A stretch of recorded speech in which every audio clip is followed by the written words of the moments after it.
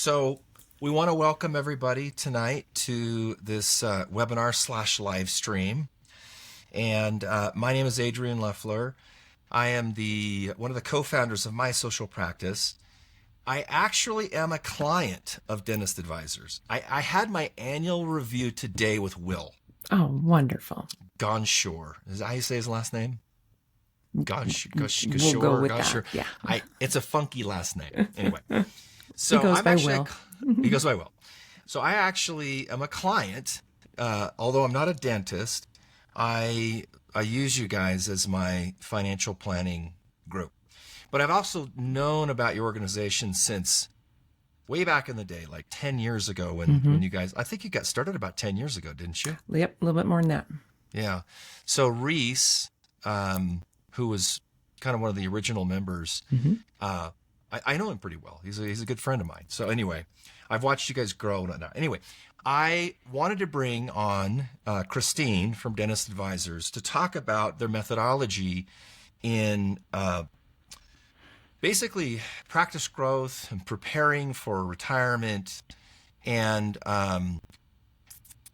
basically what's the philosophy and the structure and the methodology by which you work with dental practices.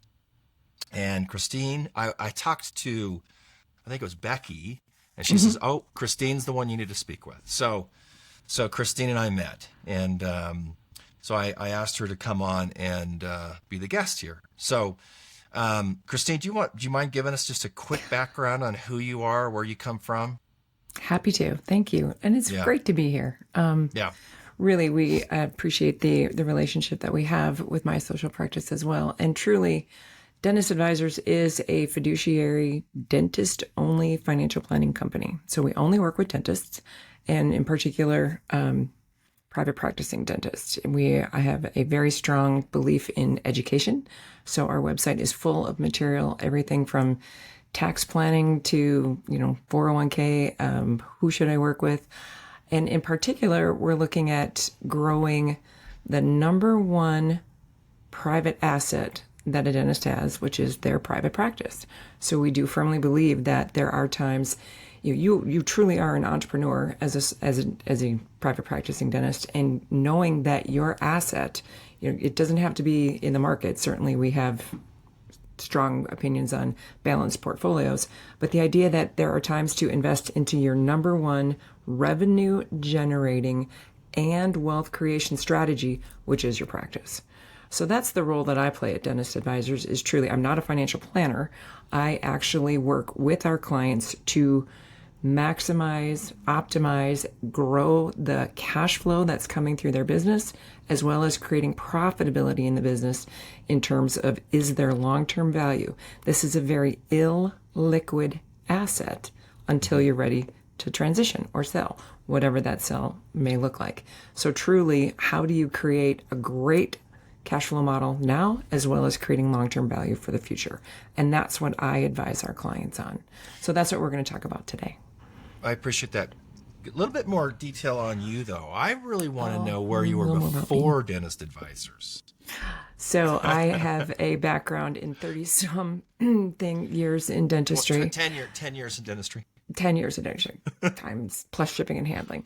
Right. So long time in dentistry. Started out as a hygienist. I have played every role in the dental practice except being a dentist, and I played one of those on TV.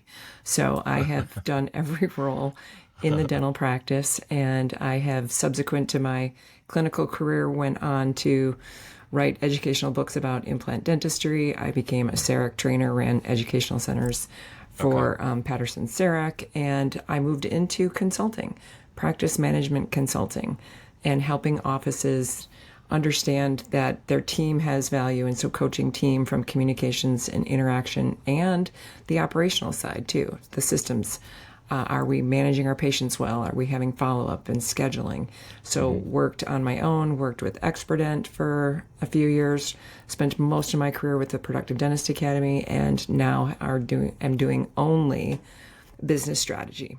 Okay. So I've taken myself out of the in-office work, but now I love the puzzle of a dental practice. So being able to look at some of the data and say, here are your growth opportunities, here's what you can do, how much you can expect from improving on this strategy and helping doctors be successful.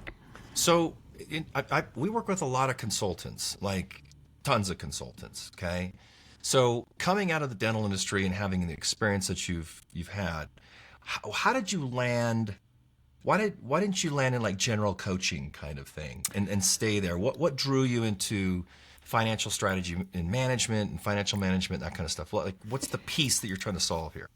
Well, again, I believe that there is, again, value in looking at your business as an investment. And I've been an avid follower. I'm not a client per se, they don't manage my money, but I have been working with dentist advisors in a relationship for the last 8 years with my clients. Got it. So Okay. truly looking at what they do, what they stand for is so aligned with what I believe in terms of education is the key to everything. Understanding that your focus needs to be on your practice versus, thinking about, that crumble cookie Yeah, I should buy a opportunity crumble over cookie there, sort of thing. franchise. Yeah. To really also I also studied exit planning. I've become a CIPA, a certified exit planning advisor, where truly exit planning is not what you do at age 62, thinking I've got a 2-year window that I want to retire. It is about creating systems now, understanding that exit planning is, and how we say it is good business planning. I have fallen in love with the data. I have fallen in love with the idea that I can look at the data that's in any kind of dashboard, on profit and loss statements, balance sheets, in understanding the business model, what it wants to be, and understanding that there's very little that can't be accomplished with a dental practice. I love finding out what a client is interested in and helping them get there, finding out their why, finding out what's really driving them. Are they sharing that? Are they being good stewards of their marketing message? Are they leaders in their industries? Yeah. I have definitely looked at getting out of the hands-on coaching with teams, and I really have preferred to work on the business side with the owners. Got it. With my CIPA especially. So when you were working with Productive Dentist Academy, and you have all these clients, let me make sure I'm repeating this correctly.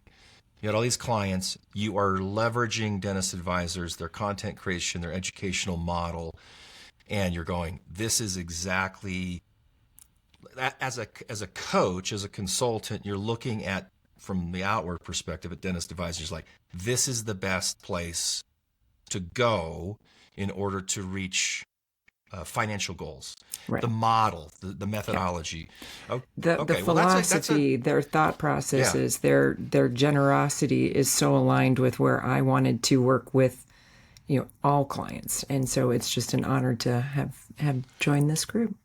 Yeah. So rather than just telling your clients, hey, go talk to somebody at Dentist Advisors, you just said, I'm going to go work for Dentist Advisors.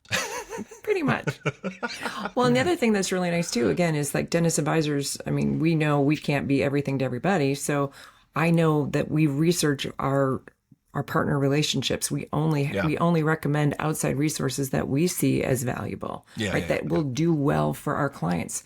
Yeah. So the commitment to quality, information, education, and outcomes is what we stand for. Okay. Well, I appreciate you sharing all that. It helps me and the audience to kind of understand where you come from, the why behind what you're doing, maybe some of the holes that you're trying to fill for a dental practice in terms of long-term goals and financial goals and so forth. Let's move into this philosophical approach and kind of the methodology and talk through the 5 stages that you guys recommend. Do you want to share your screen and then just go through your disclaimer really quick? You are providing CE for the course. Yes. So there's some disclaimers we need to go through. Yes, we do have to share a little bit of information. You've met us and who we are here today. We both work for the companies that we described, myself with Dentist Advisors, you with my social practice. We are not doing this. We are not being paid at all to do this. And this is definitely don't take this as this is, Chris said I should invest in this sort of thing. That this is. But can I tell people what to invest in? Yeah. And if they listen to you, then that's on you. That's right. You take that on. I have a story about exactly. that. I have a story about that, but we'll come back to it. Go ahead. And definitely, this is informational, educational, and again, we are open to questions as well. So we are hoping to identify, again, that our attendees will be understanding of the life cycle of the practices, understanding that at each different phase, there are different targeted marketing strategies as well as investment strategies that are appropriate at those different phases. We'll talk about different data that can and should be analyzed at different points along the growth path, and definitely looking at how to plan. Again, business planning is about ultimately exiting. So whatever that exit strategy looks like, and there's more choice than ever, but we will definitely be reviewing some of that today. Fantastic. So again, Adrian, this is pretty casual on my end, so definitely stop me anytime, any questions that come up from you or anybody. And for the audience, if you have any questions, just chat them. I'll be watching the chat. Okay? Yeah. So again, this is not just a straight path, right? We can all understand that business ownership, whether it's dentistry or guitar center, this isn't always just straight up or straight down or flat. So your goals change over time. Your priorities along with that may change over time in your own just personal life cycle, your age, where you're at in your own personal life. The world is changing macroeconomically. We're in the middle of a lot of things that we're trying to pay attention to. So life happens, and it's about understanding that you don't have to do this alone. We do believe in, sharing all the information that we can with our clients. Seek help. Solo entrepreneur doesn't mean you do this alone, right? There is definitely find your own personal board of directors that can support you throughout your career path. We do not believe in a plan. So when you come to Dentist Advisors as a client, you don't get a book that says, here's your financial plan. This is about understanding that planning is about being adaptable. You have to have a process of making plans that do change over time and will vary from different times in your professional and personal career. But it starts with clarity. What am I looking for? Personally and professionally, why am I doing this? Do I have a mission statement for my business? Do I have a statement of financial purpose for my personal, my wealth creation? Why am I doing this? Just to have more doesn't make sense. That's not a good reason Christine, to do it. When somebody comes and they don't have a mission statement, they kind of know where they want to go, but they haven't like defined this process for themselves. Is there a methodology where you help them start defining that? Those goals? This again is where a practice management coach or a leadership coach would be appropriate to bring in on this conversation. We can talk about it, but this is a very involved process from a practice mission statement. Now, as on the financial planning side, yes, we will help you with that financial statement of purpose. But with the business side, that just takes some time for you to sit down and think about and work through. Got it. If you need a guide on that, we would definitely advise on who you could work with that. Got it. Yeah. Cool. And again, from the business and the personal side, you do need to be organized. I think a lot of clients don't like to look at their practice data because they might be afraid of what they're seeing. Same thing on the financial side. I may not want to look at exactly how much I am spending versus saving every month. And yet you do need to face that reality. So getting organized, know the data that you want to analyze, and then we can create the plan to act on that data. So you do need both. Sense. You need your gut, you need your heart, you also need your head. So it's data and emotion that will create the movement. Jen just said numbers don't lie. Numbers don't lie. You know what? It's interesting. They don't lie, but they also don't necessarily tell the whole story. So my statement used to be, numbers tell the story. I've changed that to be numbers start the conversation. Right. So, yes, and I happen to be. Fact base, if the numbers are correct and the data in is good data, then it's a good place. It's the only place, the true place to start the conversation for sure. And they're not lying. They just are. They're not good or bad. They just are. Right. So let's take that emotion out of that. It is what it is. So then we figure out what to do with it. Can you frame up this life, because we've got 5 phases that we're going to be working through in the presentation. Just frame up what these 5 phases are. Yeah. This is a kind of a practice growth or life cycle, I guess you could say. Life cycle is what I want to call this. And this is any business. And we're talking about dentistry as that business. You start out in growth mode. And again, whether that's startup, acquisition, whatever phrase, however you get that first phase, it's all about growth. So from there, you are just racing to revenue. Then we become established. Yay, I'm a real grown-up practice, right? I am a viable business. From there, we have to make a decision. Now you're at choice. Am I going to do something different in my practice, or am I going to continue on with the way I have been with the methodology that I'm currently doing? Do I want to expand? That's an option. And then from there, the transition or the sale is the cycles that we're going to talk about today.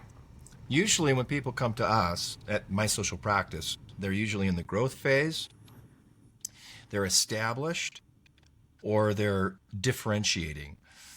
Well, when it gets to expansion, those are different types of conversations when you're talking about picking up another practice or maybe starting your own DSO or something like that. Mm-hmm. But growth marketing becomes a big part of just like, how do I find more new patients?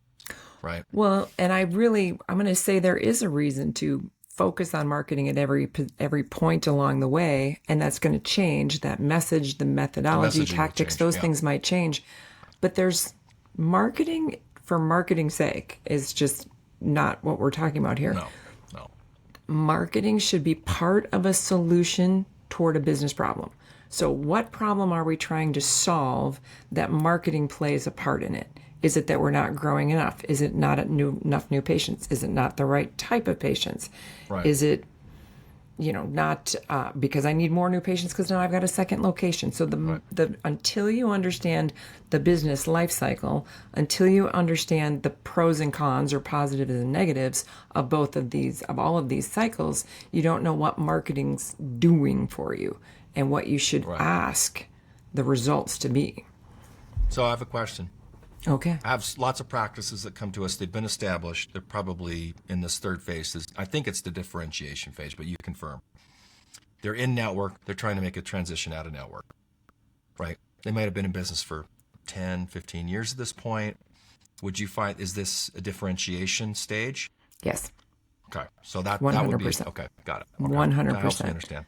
Yeah. And again, I'm going to go back to what problem are we trying to solve by going out of network? Got it. Okay. Am I too busy? Do I not have enough revenue? Am I writing off too much? So again, goes back to that marketing solving a business problem. Got it. Okay. Love this. Keep asking questions. So again, first phase, right? The race to revenue. Every new patient is particularly in the startup is definitely, or if you're a new associate into an office, right? Same thing. Here, you're the new associate and it's like you get to eat what you kill.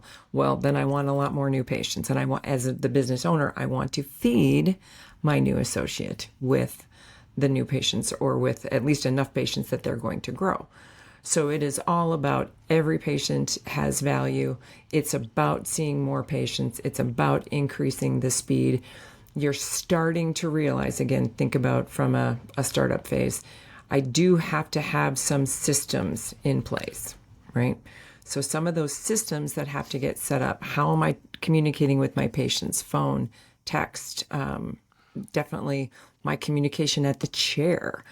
I have to start developing my style, what I do stand for. Am I going to be comprehensive? Am I going to be emergency driven? How do I diagnose dentistry? How do I get aligned with my team so that they understand what I diagnose and why and how I treatment plan?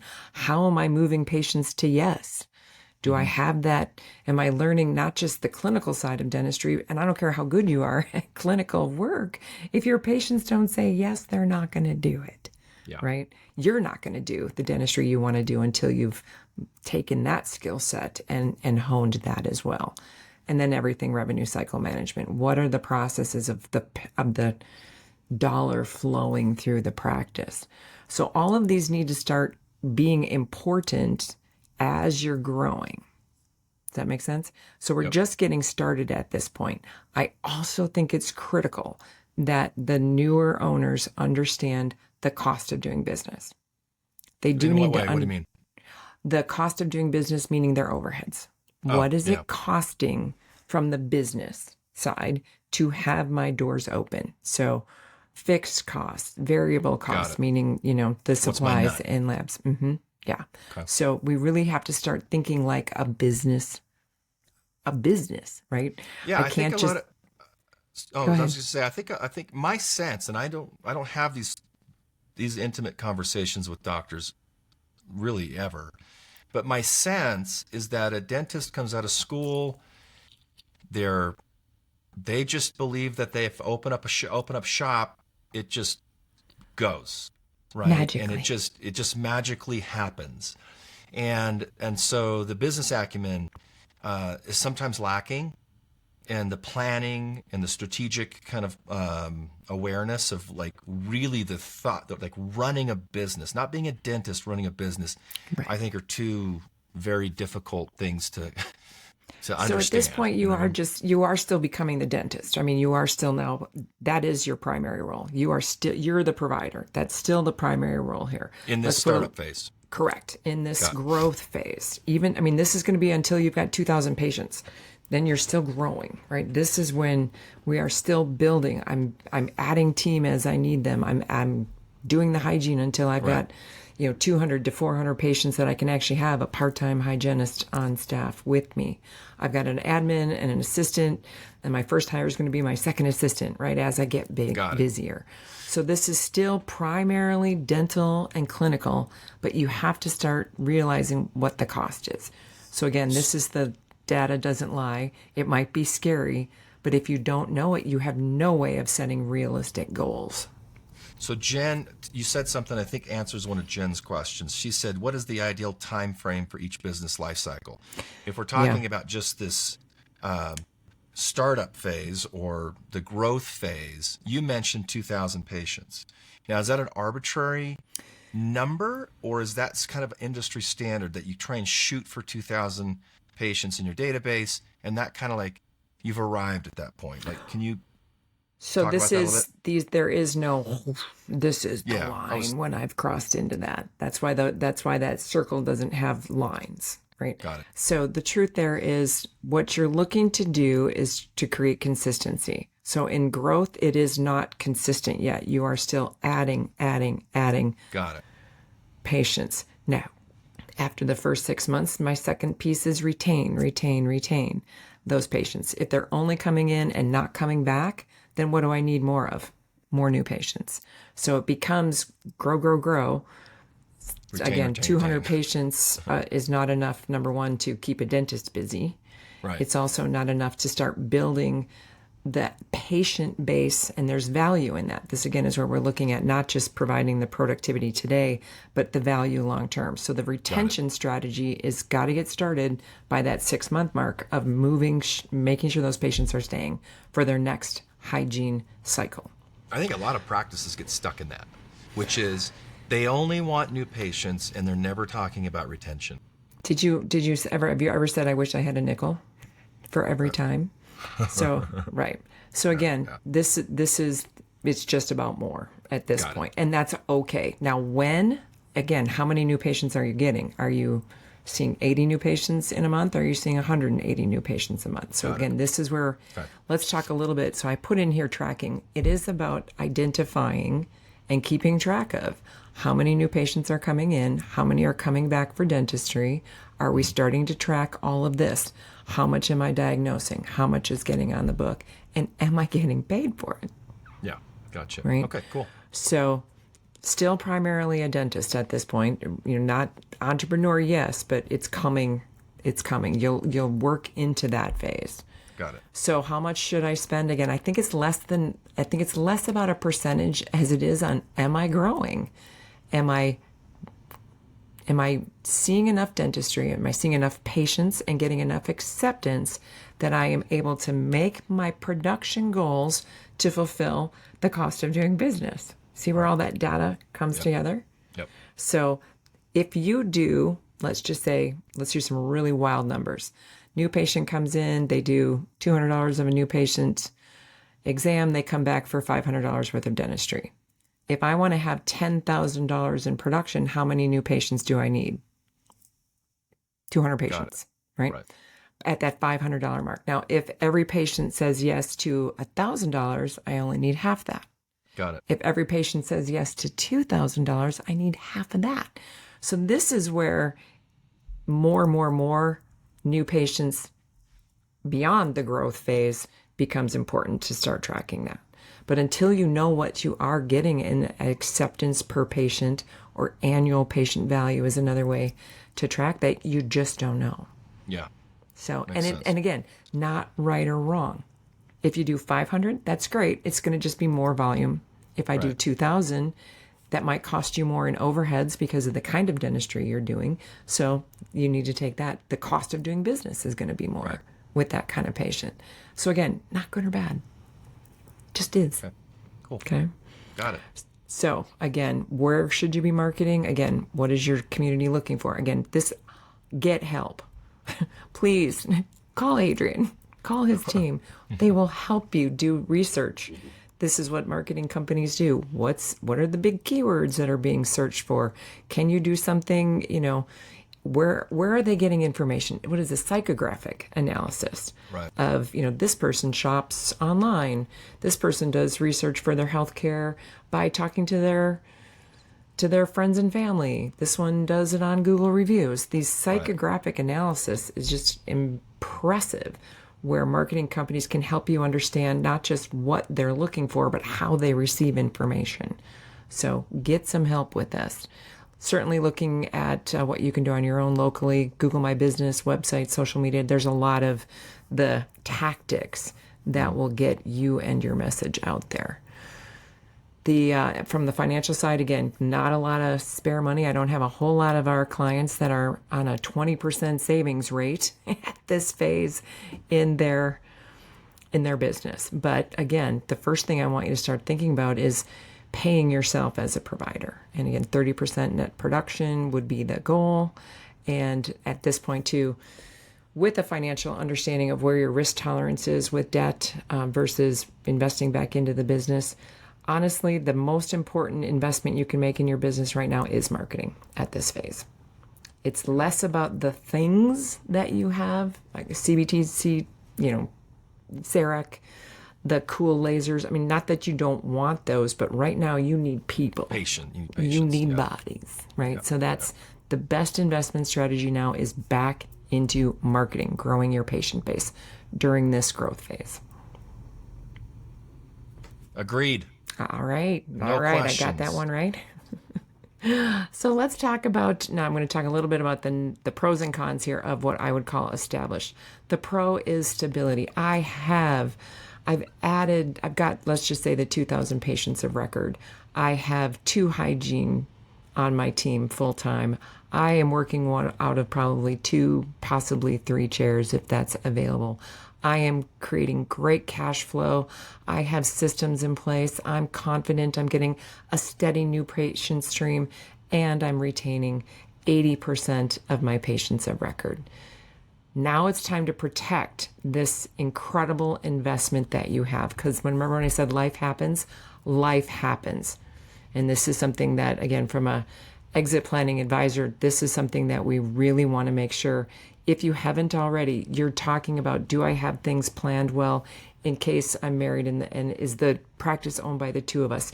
Do I have a plan if I was going to be facing divorce? If I do have disagreement with a team member, a patient, my partner, if I happen to have one, if I'm an associate with my owner, do I have, a plan in place on how we're going to separate gently from that? Do I have disability insurance? Do I have security in place? This distress idea of cybersecurity is one of the hottest topics right now. Do I have strategies in place that can protect me from breaches like that? Embezzlement? Do I have systems in place? Do I have business interruption insurance? Do I think I need that? Talk to somebody who understands the different insurances and the policies that you could and should have. And then, of course, what happens, do you have a plan if you were to pass away? What would happen to the practice? So this is the Christine, most unsexy thing to talk about, risk management, and yet you now have a business that has value and you need to protect it. I was just going to mention that with my company, myself and my business partner, Seth, own the company. And a few years ago, we purchased, I don't know what kind of insurance plan it's called, but it's basically if I die, we have an insurance policy on my death that would then pay my wife the portion of the business to her. There's a set amount that we established. You can raise that or lower it. Mm-hmm. And Seth then also gets, if that were to happen, my wife would be taken care of. Seth also gets a certain amount of money, a salary, to replace me. So that if and I don't know what insurance plan Keyman is, insurance with partners is what you're describing on essentially that level. Yeah. So again, it just provides. I mean, it's like when I looked at the original insurance plan, I'm like, what do we want to spend this kind of money? But it's just like, the chaos that would happen. Right. If it's not in place, it's just not worth the risk. I feel that way about all insurance plans. They're not for me. They're for who I leave behind. They're right? For who you leave behind. And yeah, exactly. Yeah. So, but this, cool. Again, the most unsexy topic, but yet it is also at this phase, it's time to start thinking about that. So that's a little bit of the downer, no more downers. So the idea then of the good side of this, I have a consistent, my processes are in place. I do have confidence in my recare system, my treatment follow-up, my phone skills of my admin team. I've actually got a healthy new patient flow. My patient base is stable, probably growing slightly. The patients leave only because they move away or pass away, things like that. I have a consistent and stable team. There is nothing more valuable right now than retaining good team members. Yeah. So I've been, I've had a good mission statement. I've motivated my team. They know who I am and why we're doing this, and they're on board with me, right? The cost of replacing an employee is astronomical. 4 times. It costs more in 4 times as much time, money, and lost revenue in terms of replacing any team member. Yeah, and it's the opportunity cost. 4 times all the their time. salary. Yeah, the opportunity cost of all the time that's spent to retrain somebody and get them up to speed, and it's just, and it's such a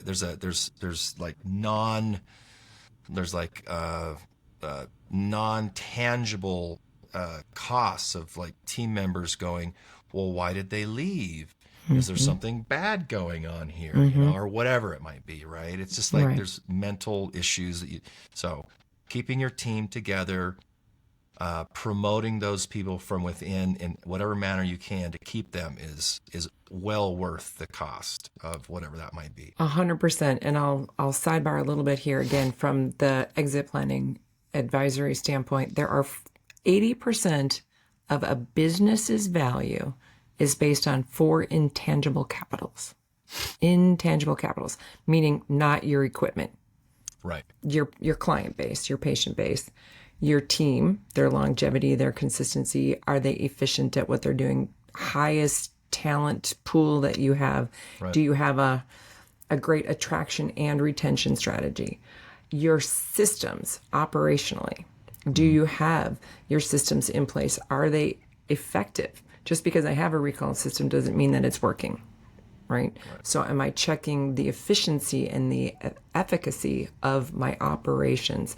And the last one is culture, meaning do I get, again, the retention of the team, the retention of the patients? Are they referring others? Are my reviews in place?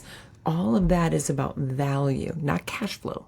That doesn't hurt the cash flow. What are those 4 again? Say them again. The 4 intangible capitals of the patient base, client base, team. Patient base, team. Organization or operational systems. And your culture. And culture. Got it. Yeah. Okay. So again, this is the chance. So now is the time to make sure that I am paying attention to all of those intangible capitals. They should be built by now, but now I'm going to start making sure that they're working efficiently and well. I can't not appreciate my team. I can't not remind them. I do need to encourage them to ask for referrals internally. Don't forget, we do want to get to that 500 reviews or more, right? Type thing. So it's about the success of all of those 4 intangible capitals right now. They're there. They're all in place. It's just, are they working well? And again, that's about tracking. So I am at this point a pretty huge, not quite adamant, but a big proponent of any kind of dashboard, meaning dental intel, practice by numbers, Jarvis, practice in my pocket, just something that is very visible to not just you, but to the team, where they can start self-assessing and tracking the data as well. Yep. Success doesn't happen in a vacuum. You need to have the team involved. And the more they're engaged with the data, the more likely they're going to work on improving it. So that's important here. So that's the good stuff. Things are great. Cash flow is wonderful. But now I'm also at risk of going, what else? Yeah, now what? Exactly. Now what? I might be bored. I might, so, but again, all good things. Things are going great. And so many doctors stop here at this cycle and skip differentiation, skip expansion, and they go, then they're ready to transition at some point because they're super happy with the way things are going. And if not, now you're at a choice where it's time to figure out, do I stay or do I grow again? Got it. So we'll move on to that. Again, marketing-wise, this is about maintaining and, again, focusing internally as well as continuing the external marketing, the Google reviews, making sure that you get 500 or more, ideally at that 5-star. The talent acquisition, I touched on that for just a second, but making sure that you're marketing the employer side of you too, right? That you are a great place to work, because people do move away, they change careers. They have kids, right? So you may lose some great talent for all the right reasons. So what is your pipeline? Are you really making sure that you're marketing yourself as a great dental office, but also for care as well as for employment? So that's a really important thing. You mentioned something. I have to give a plug for something that we've been doing. You mentioned getting 500 Google reviews. That's actually a good solid number of reviews for a dental practice. We just literally, like last week, launched a free kind of like campaign thing that basically helps you get reviews. And the title is Your Fastest Way to 500 plus new Google reviews. So, you're welcome, Adrian. Thank you. We did not plan that, but it's interesting you said that, because I have found that 500 reviews, or getting 500 more reviews, is a big enough goal that it's it takes some effort to get there. But if you do it, it's astronomical to see how much value Google reviews play in terms of social proof. Right. And so you just get more phone calls. You do. So anyway, I'll put and more quality phone calls. Absolutely. Because people, they vet you, they check your reviews, and they make a decision. Unfortunately, a lot of people make decisions based upon the social proof statement of your review profile. So anyway, I'll put a link in the show notes and everything like that after we get done for anybody who's interested in that. But we have this super cool campaign that'll help you get another 500 reviews. Nice. So anyway, keep going. Yeah. Okay.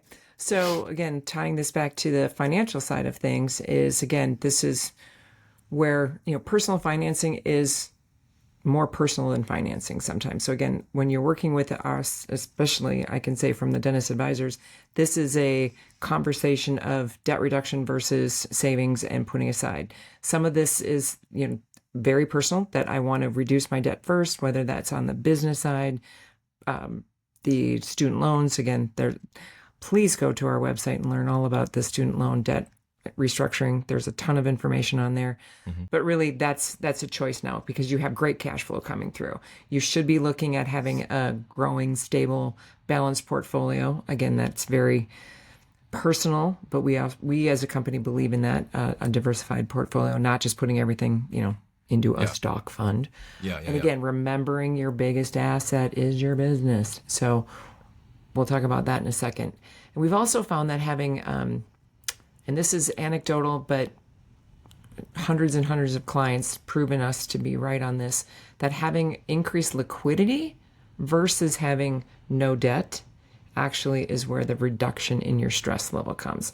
So having more liquidity, meaning cash on hand, and again, I don't mean stuck in a mattress, hopefully in some non-penalty removing, I can take it out without any kind of penalty, cash on hand, because that makes me, I'm ready for an opportunity if something came along. I could pay down debt. I have the money to do it, but I don't have to. I have it here in case I want to do something else with it. And that will lower just overall stress. And that's been something we've experienced over the last 10 plus years. Got it. But again, going beyond the immediate savings, should you choose now to go into the next phase of differentiation and or expansion, having a higher amount of liquidity on hand is necessary for you to feel confident as you start making these changes into the next phases, if that's what you choose to do. So again, that's a decision here when you've got quite a bit of cash flow coming through. Now you're at this great choice of where am I going to put it? So, but this is where decisions need to get made. So this is also where, what am I going to do now? If I want to do something different, what is that? Well, where are the ways that you can grow your practice? You've got a couple different options. Just do more of what you're currently doing from service mix on your existing patients with existing procedures. Again, not reducing your new patient flow, but really not aggressively growing it. You could grow it with more new patients, and that would be a growth strategy, and not change your service mix. You could change your service mix and do something different, or you could do all of the above. So that's really the choices you have here. So differentiating yourself, once you know what you want to do, then it's the assessment of what do I need to do to make that happen.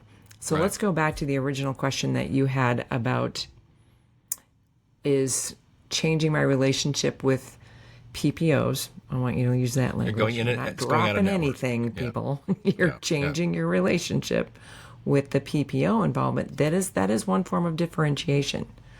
But what's it going to take for that to happen?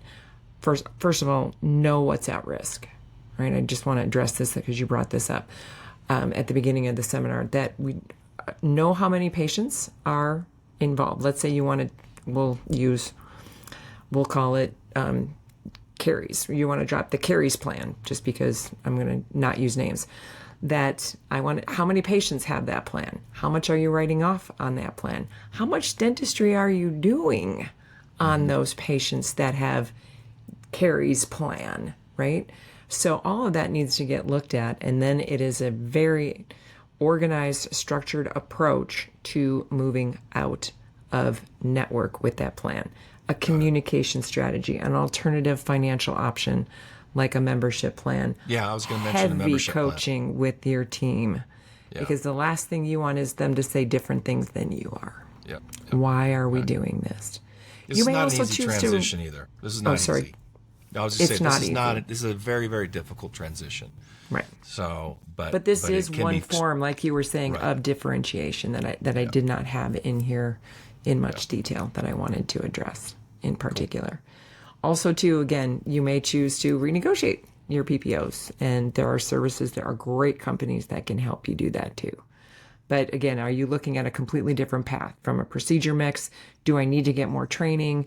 Do I need to invest in some technology? So again, why you wanted to have that cushion of extra cash, if you will, is because that will take an investment, and you want to organize and plan when you're going to make that back.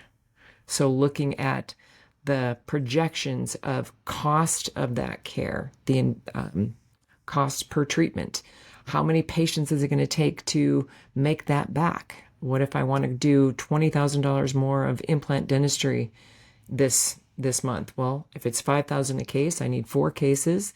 How many patients are coming in that actually need consults? What's my closure rate? And am I actually marketing that to bring in those patients? Am I looking at my existing patients and making sure that my hygiene department knows what I'm looking for clinically, and do they meet the standards and criteria?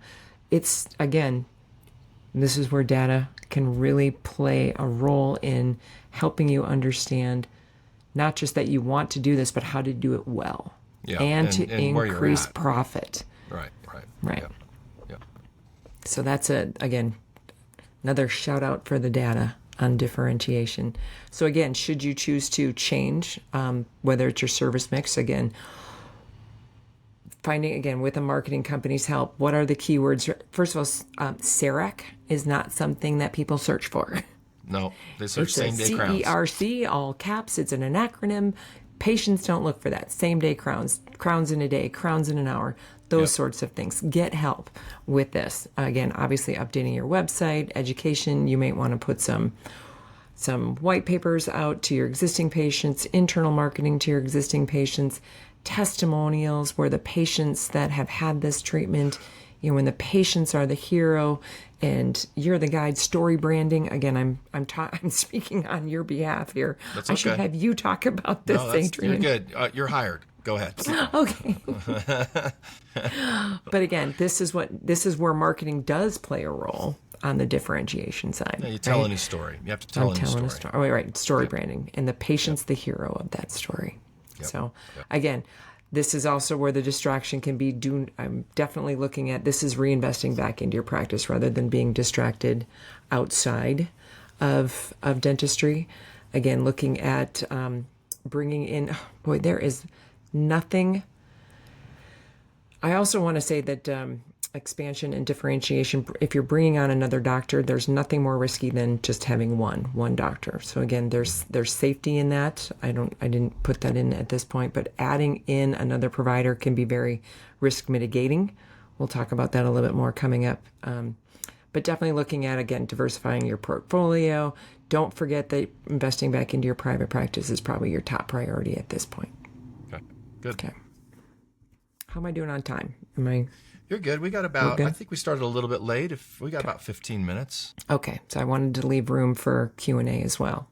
So again, expansion. And expansion is not just another building. This might be adding a provider. Differentiation, adding services could be a part of how you're expanding, if you will. You could be expanding your time. This was a hot topic during and post-COVID of going, instead of from 8 to 5, from 7 to 7 split shifts. That is a fantastic way to maximize your current facility to be able to have more rooms, more time to see patients without adding operatories. Right. Certainly, if you can add operatories, if you can, knock down a wall and bring in more operatories, more space that way. All of those are examples of expansion. Yeah, by the way, this image that you're showing, it looks to me like they're building the biggest dental practice ever built. What is the biggest dental practice that you've ever seen? How many ops? Not that big. Oh, ops? 16? Ooh. That's pretty big, isn't it? Oh, you do? Yeah, 32. How many? Wow, that's pretty big. That's multi-story. Yeah, multi-story office. But yes. So, yeah, it's a picture. Probably not you'd have a better marketing image for me. That's fine. Next time, fine. I'm going to hire you for that for my slides. I'm just teasing you.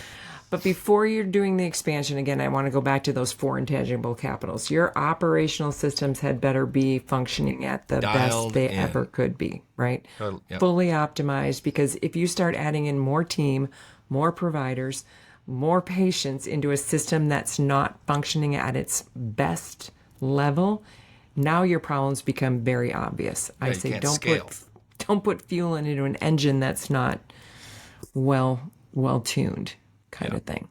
So that's important to think about before you're expanding. Again, this is also thinking internally. Do I have to do more with team? Do I add team? Am I training them on different things?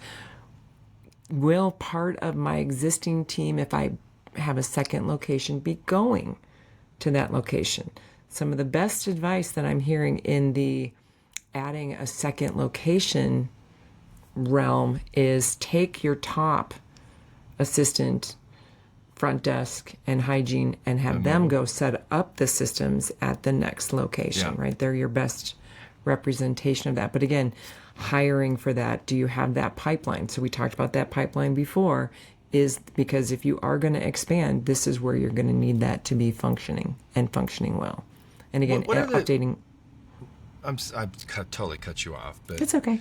My question is how do you know when you're ready to expand? Like, what is an indicator? It's like, okay, I mean, outside of your SOPs, your standard operating procedures, totally dialed in. How do you know? Like, what's another indicator to say now's the time? So first of all, you got to be wanting to do this, but because this is taking on, again, from the financial side, you are going to be taking on likely more debt, right? If you're adding another location or expanding your current location, the facility. So you are taking on more debt. So some of the things that you need to think about are let's go with indicators. When you're stagnant in your growth, when my patient base is flat, if not declining, it's because I don't have enough room in my hygiene department to see my patients. Yeah. I don't have enough room to bring on more doctors. More new patients. I don't have enough room to grow my own personal productivity. I'm stagnant because I don't have another room where I could do more procedures in. Yeah. So those numbers are a very good indication of I am full up, right? Yeah, and that could become a really frustrating and boring place to be, frankly. When you're I've had doctors. One more stat I want you to think about is the productivity per operatory. Mm-hmm. So I have doctors that have said to me, "I'm full up. I've got 7 operatories, and I'm at 180,000 a month." Well, if I look at the effectiveness of the operatory, I want it to produce 35,000 a month per op. Right. Average, generic, general dental. Hear me on that again. Yeah. Don't write that one in blood. But thinking about if I'm not at that level, why not? Then I need to look at everything from new patients, annual patient value. Are we diagnosing more than we want to produce? Because if I am not diagnosed, let's say I want to produce 200,000 a month as a practice, and I've got 2 providers, 2 doctors. Between us, if we are not diagnosing $200,000, I'd have to be at 100% acceptance to even be at goal. Which is not going to happen. Right? So is it diagnostic? Then I want to go back and it's like, am I bringing in the right patients? Is my marketing message bringing in the kind of work that I want to do? Right. So all of these different data points that need to be looked at. Yeah, but the data points give you an actionable item to solve. Correct. You know, it could be it could be flat out your case acceptance is too low, and you need to work on. Well, it could be you don't have financial options that help patients say yes. Right. I'm out of network. I want you to pay in full, and again, I want them to do right. Who doesn't? But could we maybe loosen the purse strings a little bit that says, I will accept insurance as a down payment, and we have payment options right to afford that. And again, a lot of practice management around all of that. There's a very good way to make affordable options so your patients can say yes. Got it. One more way to be their advocate. Perfect. Okay. Now, like I said, you're going to be taking on more debt. So again, do you have a debt restructural schedule that you are comfortable with? This is where financial planners and myself as a strategist work together to say, are we projecting forward that we can bring in that much revenue per operatory? When will that pay itself off? When will I have, the return on the investment that I'm making in this expansion? Operatories, second location. Am I managing the cash flow? Do I have, good understanding of what this new overhead has now become, right? So that I know what data I have to look at to be able to hit that. Do I need to look at all my growth strategies, new patients, diagnosis, treatment acceptance, financial collection, all of that? How am I going to schedule? Do I have, the other thing to look at too is there even a need in the marketplace? Right. Is there an opportunity? Right. Yeah. Why would I build it? If I build it, they will come. I hope so. And hope is not a strategy. No, right? No, you don't want to do that. So again, that kind of analysis that we can get from a marketing company, the heat maps, where are the patients? How do we reach them? Should I be building here or here? Right. So all of that from a strategic thought process is critical before we actually break ground. So that reverse engineering, right, is definitely what we need to have that plan in place before you start spending the money. Got it. Okay. and then transition. So we are going to wrap this up here. This is, again, I think, a pretty hot topic in dentistry right now. There is I don't believe there's ever been as many opportunities and different methodologies for sale than we have right now. So there's a lot of different options for closing your front door, walking away, and handing the keys to one of the kids. That's still, hopefully, you are able to do that because of the investment you've done all along. If not, then what does that look like? Selling the practice to perhaps an associate, a partner, a small group, a DSO. There's a lot of different options out there. There have never been, more choice, I think, for doctors when they're thinking about transitions. But other than the deal structure and the financial side of this becomes a very emotional time too. So again, studying at the exit planning, what are you going to do when you're not a dentist anymore? I know y'all want to golf. I golf too. I'm married to a golfer, right? But when it's Tuesday morning at 8 o'clock and you're normally there in your office with a cup of coffee having the huddle with the team, what are you going to fill your time with? Do you have other loves? Do you have other passions and purposes? And that purpose-filled and purpose-driven retirement is important. So, yep, do the golf. I don't see, I don't think that's going to fill 32 hours of your week, but are you emotionally ready? Are your personal finances in place? And again, have you created a business that has value, that is attractive to a buyer? And that's about, again, everything we've talked about, from building the systems, making sure they're working well, the committed team, the culture, the patient base, all of that's where 80% of the value of the business comes. So as you can see, the transition can be more successful when you've put some thought and organization into all the other phases. So. Like when say a doctor is going to sell, they're going to sell their practice, whoever that might be, okay? Like how many years ahead of time do you kind of have to say, I'm going to sell my practice and I'm going to start preparing to do that? And I know a simple answer would be from the beginning, but I'm just talking about in this phases, because you go through these phases, you might change your mind as a doctor and decide, I'm going to keep my practice forever and I'm going to join a DSO, or I'm going to buy another location. But maybe they change that idea and they just want to sell out. What's the trend? Like, how long should they? It's not. They don't make a decision today and sell in 6 months. They're not going to be ready. Well, so at the decision of sale, that process can be anywhere. I mean, I'll say the shortest sale I've seen successfully has been a year. But again, that's from the decision of, that's it. I'm out. Now, again, because there's a lot of legal side to this. There's negotiating the deal. There's just the legal, the financial, the debt restructure, repayment, all of that, the transition itself. I also think that if a buyer might want more time, so that there's a ramp up, that they can do some marketing and that transitioning side of it as well.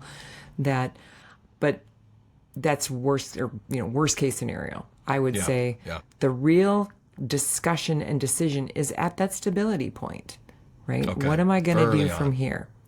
So I'm definitely. Because you mentioned, I get a little scared when someone's in 6 months in going, so when can I sell? Yeah, you don't mentioned you want to be a dentist? Yeah. You mentioned earlier we got growth, we've got stability. And from that established phase, you could not differentiate and jump straight to sell. I mean, you could just stay in there and just kind of go to selling. Sure could. Right? Yep. So you're looking at least 2 to 3 year planning, all the negotiations, getting everything set up. It's not happening. You shouldn't try and make this happen quicker than that. No. Sure. And again, I would say I find now a lot of doctors are curious. And my bumper sticker in life is be curious. So I love this. I'm wondering what my practice is worth. So to find someone who will do a complimentary practice valuation is a great idea. Again, go in, take a deep breath, right? If you're wondering, and again, how you value if you sell privately versus to a private equity-backed DSO are very different. Those valuation methodologies are different. Sure. I guarantee you, if you're not focusing on your intangibles, you will be disappointed in the value that you get. So, again, well, they're buying a functioning business without you in it. So that's the four things. Or they're that buying mentioned. it and assuming you're going to stay for a while. Right, exactly. That's part of the deals, right? So again, that's part of what we were talking, again, just this last slide of understanding that the deal structure will dictate how long you are expected to stay.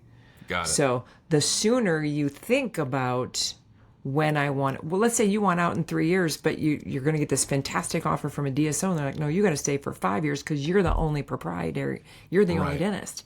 We need you to be as productive, if not more productive, for the next 5 years. 5 years. To make this deal work. And again, not a bad plan if you're 45, but if you're 60, you might not want that structure of a deal. So wouldn't you rather have choice earlier on in your career as to how you want to exit? Okay. That's super helpful. Christine, I have a couple questions. Yes. Unless you want to wrap up on this. I say we're wrapping this up. Again, the transition is about making sure messaging is clear, announcing that everywhere, and definitely making sure that communication with the team is very important too. As earlier than later. Don't wait till you're turning it over before you talk to your team. So that's a hard thing to take. Again, the different options, the structure of the sale is incredibly complex. It can be. Do not do this. This is not a DIY experiment at all. No. Please ask for help. And I would definitely not find a lawyer that works both sides or a broker that's representing both sides of the deal. Have your own dream team. Have advisors that are there looking out for your best interests. You know, we've sold homes in our life. I think it's normal to have negotiations back and forth. That's very normal. And basically, having someone that's your advocate is important. Yes, I would agree on that. Thank you for letting me finish up those thoughts. No, that's great. Let me ask you a couple of questions that have come through. Is it advisable to pay down practice debt with your extra cash flow? And if so, what would be a kind of a model by which you might want to make decisions about that? Great question. And this, without getting into any details, this is about the opportunity that liquidity would do versus buying down the debt. So some of this is some math. So if I've got debt at an 8% and I've got debt at 4% and I know I can get 8% in a balanced portfolio, I might not aggressively buy this down. Now, if I don't sleep at night because I have debt, I'm going to think differently about that. Mm-hmm. So the real question comes down to how available do you want that cash to be for opportunities? And then your risk tolerance. And your risk tolerance. Yeah, I was going to mention that. I have another question for you. Question is, Christine, can you please refer a reputable 401k provider? We plan to implement a retirement plan next year. I would say do you guys actually do that? I would say book a free consultation on the website at Dentist Advisors. Yeah. So I can tell you that, I just, of course you guys do this. This is exactly what you do for me. I literally had my annual review today with Will about my 401k.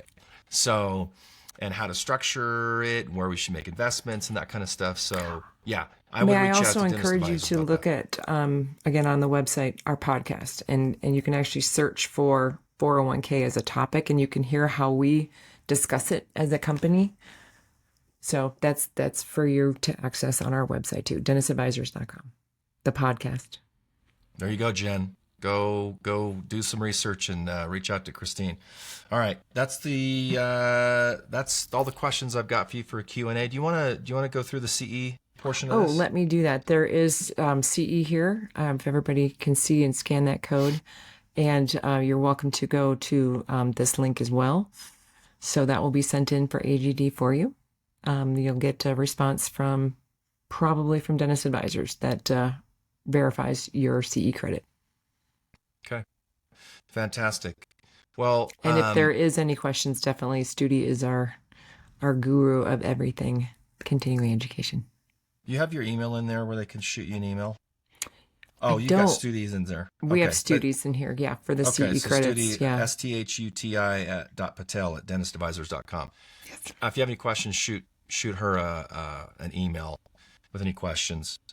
Christine, thank you so much. I really appreciate it. This is it's so interesting. I'm talking marketing all freaking day long, and I never talk about this kind of life cycle process of a dental practice, and to be very honest with you, it helps me to round out how I talk about marketing from more of a long-term practice growth planning kind of thing, rather than saying, hey, you just need 500 reviews on Google and that's your solution. It's like, okay, here's what we're trying to accomplish, or here's what you're trying to accomplish. Here is the methodology and some ideas about how to get there. I really appreciate it. It's super helpful for me as well as I'm sure the audience. So thank you. I know my limitations on my skill set, and as much as I can talk about marketing, I know when to get help. I consider marketing to be like Jenga, and I'm not sure if I didn't do one, would the whole thing collapse, right? Especially as I've invested in website, maybe billboard, maybe social media, direct mail. If I stopped doing any one of those, what would happen? So I consider, marketing to be a complex scenario. I can certainly help with budgeting and direct them and where to go for better advice. But I love looking at marketing as one way to solve a business problem. Mm-hmm. Yeah. Yeah. Well, thank you. And I appreciate the little plug on that. So everybody, thanks for joining. And I hope you got to scan that QR code. We'll get you your CE. And Christine, I want to just tell you how much I appreciate it, and we'll definitely do this again. I would love that. It was wonderful to be here. Thanks for inviting me. And good night, everybody. Bye-bye. See ya.